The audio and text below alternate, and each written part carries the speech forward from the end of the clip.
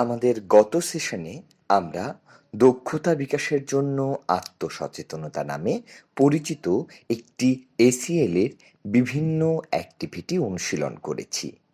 আমরা আশা করি আপনারা সকলেই অ্যাক্টিভিটিগুলো অনুশীলন করেছেন। আজ আমরা আরও কিছু অ্যাক্টিভিটি অনুশীলন করব, যা আমাদের আত্মসচেতনতা নামক এসিএল এর দক্ষতা উন্নয়নে সহায়তা করবে। চলুন প্রথম অ্যাক্টিভিটি দিয়ে শুরু করা যাক। আমরা আজ যে প্রথম অ্যাক্টিভিটিটি অনুশীলন করতে যাচ্ছি তাকে একটি নিরাপদ স্থান তৈরি করা বলা হয়। এই অ্যাক্টিভিটিটি করতে আমরা আমাদের কল্পনায় একটি নিরাপদ স্থান তৈরি করব, যার মধ্যে ইতিবাচক চিত্র এবং অনুভূতি রয়েছে। মাঝে মাঝে যখন আমরা হতাশ হয়ে পড়ি, তখন কোনো নিরাপদ জায়গার কল্পনা আমাদের শান্ত ও আনন্দিত করে তোলে। এই ক্রিয়াকলাপটি আমাদের কল্পনায় এমন একটি জায়গা তৈরি করতে সহায়তা করবে যেখানে আমরা সুরক্ষা বোধ করতে পারি। এখন আমরা আমাদের জন্য একটি নিরাপদ স্থান তৈরি করতে যাচ্ছি। এই অ্যাক্টিভিটিটি করার জন্য প্রথমে আমাদের নিজেদের আরামদায়ক করা দরকার। চলুন আমরা বসে পড়ি বা শুয়ে পড়ি। তারপরে চোখ বন্ধ করুন বা পায়ের আঙুলগুলি বা নাকের ডগা আস্তে আস্তে করে দেখুন। নিজেকে আরাম করার জন্য সময় নিন। আমরা যেমন নিজেকে আরামদায়ক করে তুলেছি, এখন আমরা নিচের নির্দেশনাগুলি অনুসরণ করব। আসুন আমরা আমাদের কল্পনাতে একটি ছবি তৈরি করি।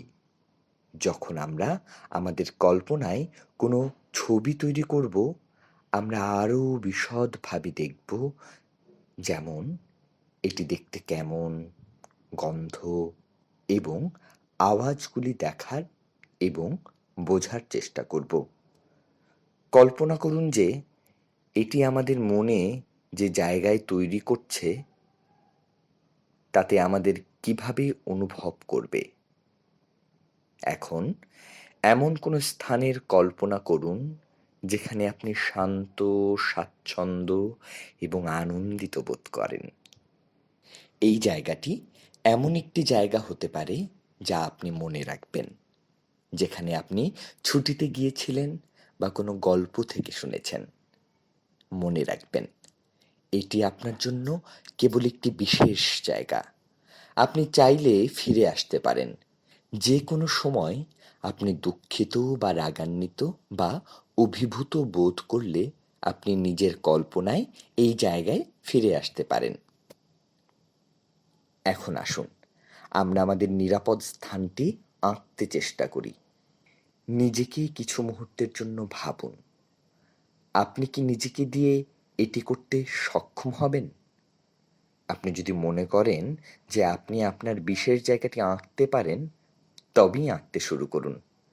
আঁকার জন্য আপনার কিছু উপকরণ প্রয়োজন, যেমন রং পেন্সিল, ক্রায়ন্স, মার্কার।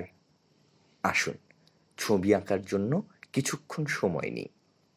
যখন আমাদের ছবি আঁকাটা শেষ হবে, আমরা এটি পরবর্তী ব্যবহারের জন্য রাখতে পারি বা আমাদের দেয়ালে এটি এমন জায়গায় ঝুলিয়ে রাখতে পারি যেখানে প্রতিদিন এটি দেখতে পাওয়া যায়, যা আমাদের কল্পনায় অনুশীলনের জন্য মনে করিয়ে দিতে পারে। এখন আমরা আমাদের পরবর্তী অ্যাক্টিভিটিতে চলে যাব। এই অ্যাক্টিভিটিকে বলা হয় আমাদের দেহের সাথে প্যাটার্ন তৈরি করা। এই অ্যাক্টিভিটির মাধ্যমে আমরা মুভমেন্টের মাধ্যমে প্যাটার্ন তৈরি করে প্যাটার্নগুলো সম্পর্কে শিখব। প্যাটার্ন হলো যখন কিছু বারবার পুনরাবৃত্তি করা হয়। আমাদের শরীরকে কাজে লাগিয়ে একসাথে তৈরি করা যাক। প্যাটার্ন তৈরি করতে নিচের স্টেপগুলো অনুশীলন করুন। 1. প্রথমে লাফ দিন। 2. পরে হাততালি, 3, তারপর ঘুরুন। প্রথমে আমরা লাফ দেব, তারপর আমরা হাততালি দেব, শেষে আমরা ঘুরে দাঁড়াবো। আশা করি আমরা সবাই নির্দেশনা অনুযায়ী করতে পারি। এখন আমরা এটি আবার করব। চলুন শুরু করা যাক। প্রথমে আমরা লাফ দেব, তারপর আমরা হাততালি দেব, শেষে আমরা ঘুরে দাঁড়াবো। চলুন এটি আরও একবার অনুশীলন করা যাক।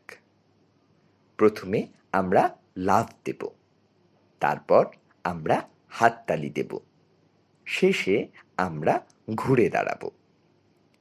মনে রাখবেন, একটি প্যাটার্ন হলো এমন কিছু যা পুনরাবৃত্তি করে।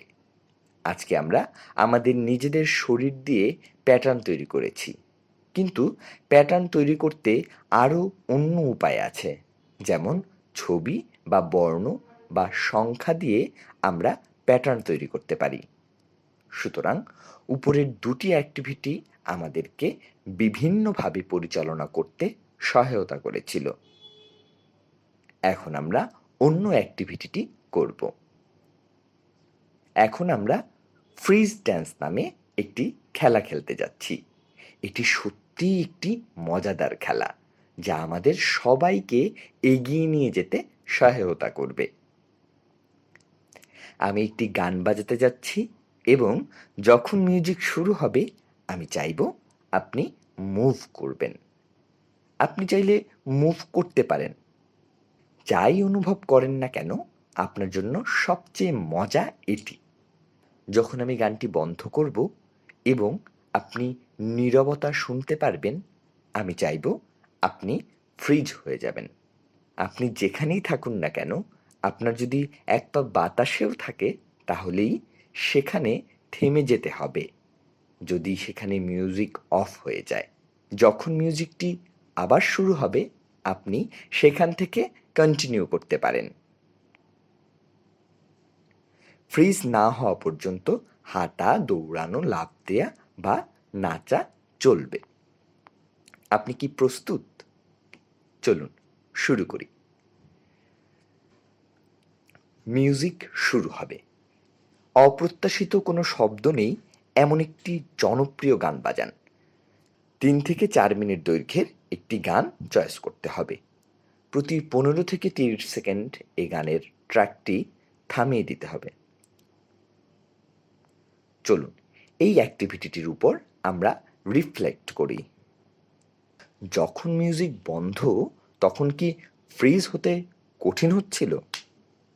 চলুন অ্যাক্টিভিটিটি আরও একবার করি। মিউজিক শুরু হবে। অপ্রত্যাশিত কোনো শব্দ নেই এমন একটি জনপ্রিয় গান বাজান। 3 থেকে 4 মিনিট দৈর্ঘ্যের একটি গান চয়েস করতে হবে। প্রতি 15 থেকে 30 সেকেন্ড এই গানের ট্র্যাকটি থামিয়ে দিতে হবে। প্রত্যেকেই আলাদা। কিছু অংশগ্রহণকারীদের মূর্তির মতো ফ্রিজ হয়ে থাকা সত্যি সহজ মনে হয় এবং কিছু অংশগ্রহণকারী এতটা মজা করে মুভ করতে থাকে যে তারা মিউজিকের শেষটা শুনতে ভুলে যায়। সুতরাং আমরা 3টি পৃথক পৃথক অ্যাক্টিভিটি অনুশীলন করেছি এবং সবগুলো আমাদেরকে আত্মব্যবস্থাপনা নামক এসইএল দক্ষতা উন্নয়নে সহায়তা করবে।